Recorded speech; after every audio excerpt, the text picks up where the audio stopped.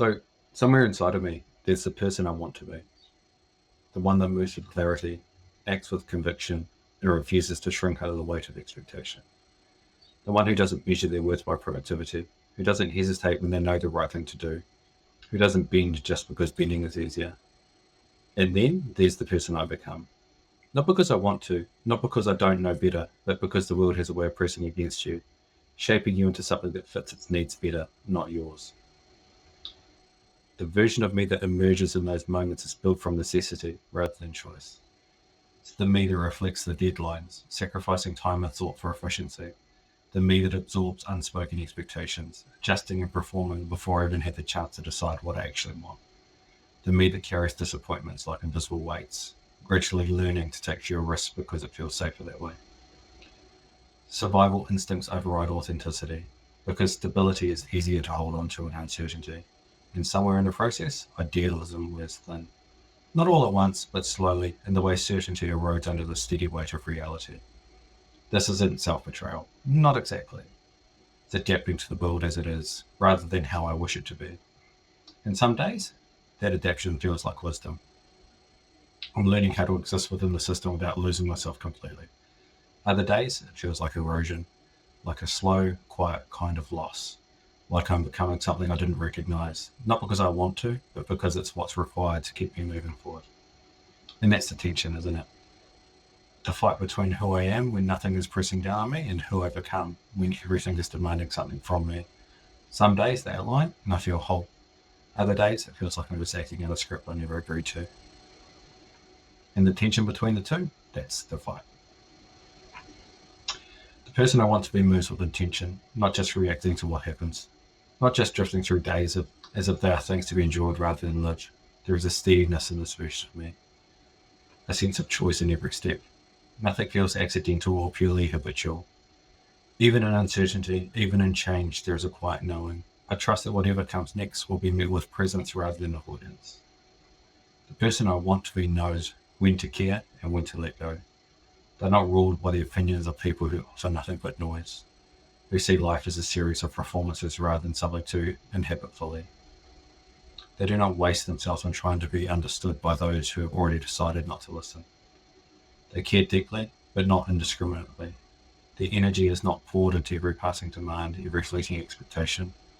They know where to stand firm and where to step back, understanding that letting go is not the same as giving up.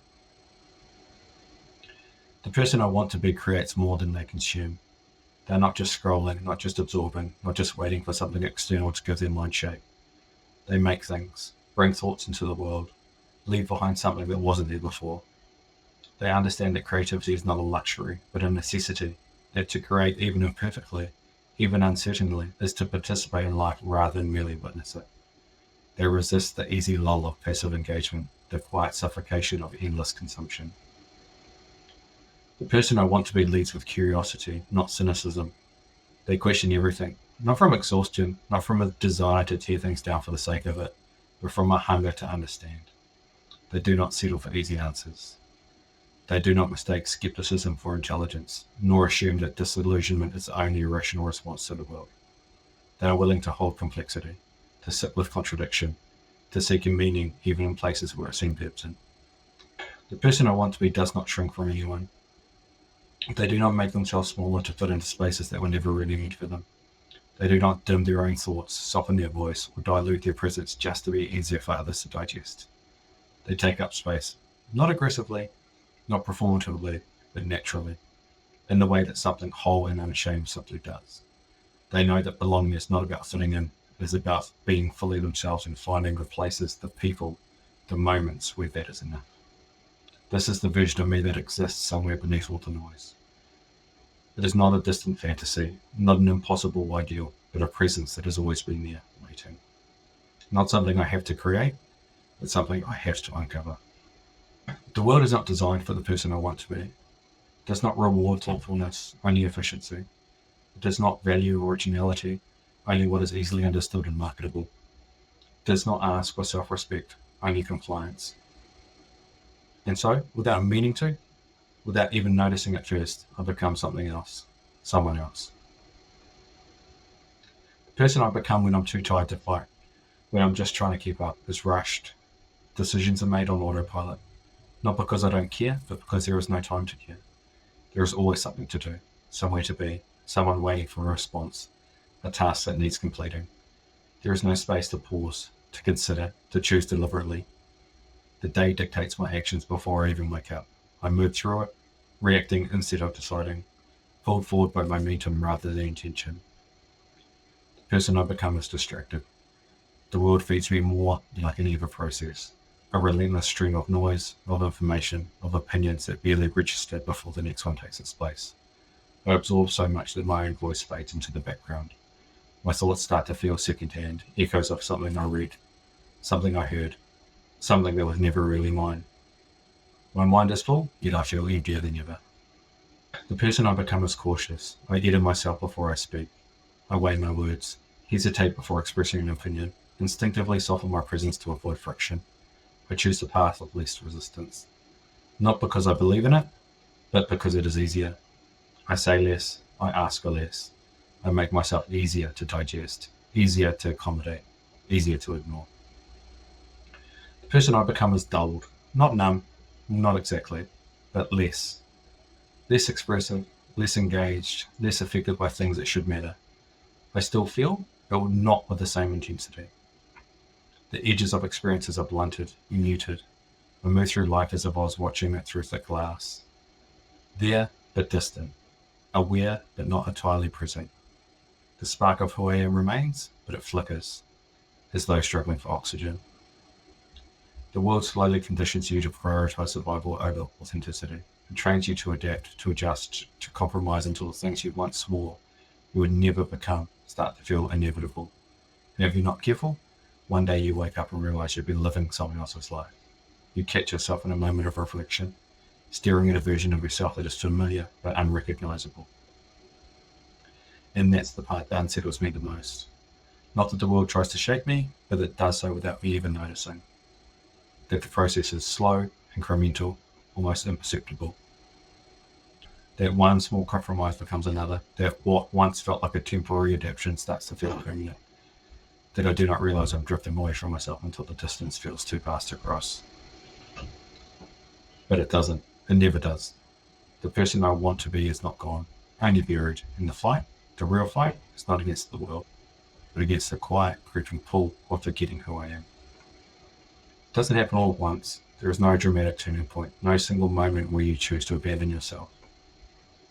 No declaration, no conscious decision, no realization as it's happening. If anything, it's the opposite. It happens because you don't notice it happening.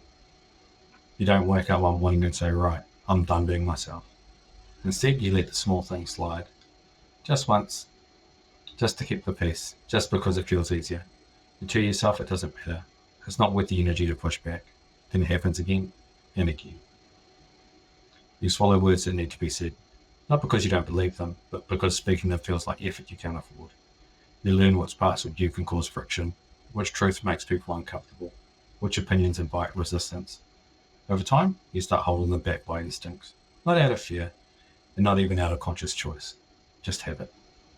You play along when you should have walked away. You convince yourself that adaptation is wisdom, that compromise is the price of belonging. You tell yourself you're being pragmatic, that choosing your battles is a sign of maturity. And maybe that's true, but with every concession you lose something, even if you can't name it. You chase validation instead of meaning, because meaning takes time to build, and validation is immediate. You trade depth for approval, authenticity for acceptance. You start looking to others to confirm who you are, until their perception of you feels more solid than your own. And then, one day, you look in the mirror. The reflection is still you, technically. But it's a version of you that has been shaped by everything you were supposed to be, rather than everything you actually are.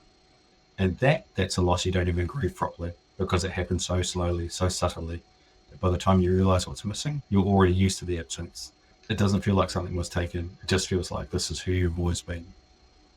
And trying to get it back, that's where the real reckoning begins. The thing is, the person you want to be, they're not gone.